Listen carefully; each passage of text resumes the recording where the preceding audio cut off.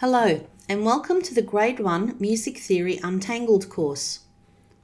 There are 9 lessons in this series of videos and worksheets. Watch this short video for Lesson 4, which focuses on tones and semitones.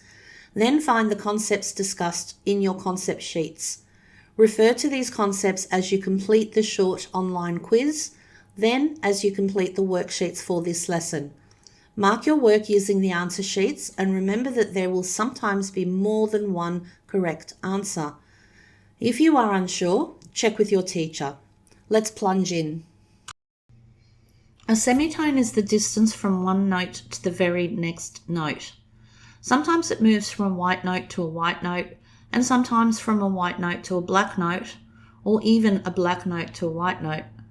A tone is 2 semitones, which sometimes moves from a white to a white, a black to a black, a white to a black, or a black to a white note. Note names can be affected by semitones depending on what accidental is used.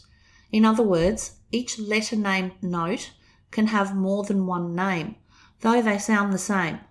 For example, an F could also be written as E sharp, even though they will sound the same pitch. This is so that key signatures and accidentals used remain easy to read and spell. Even though they may sound the same, they will be written differently, but more of this in later grades.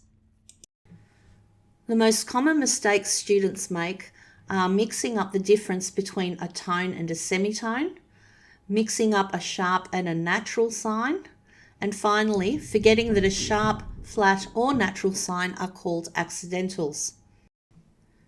You are now ready to work through the Lesson 4 online quiz and then the worksheets. The information in this lesson can be found in your concept sheets. Refer to these as you complete the online quiz, then again as you complete the worksheets for this lesson. Mark your work by comparing your answers to the answer sheets. Remember that there may be more than one correct answer for each question. If you are unsure, check with your teacher. See you next lesson.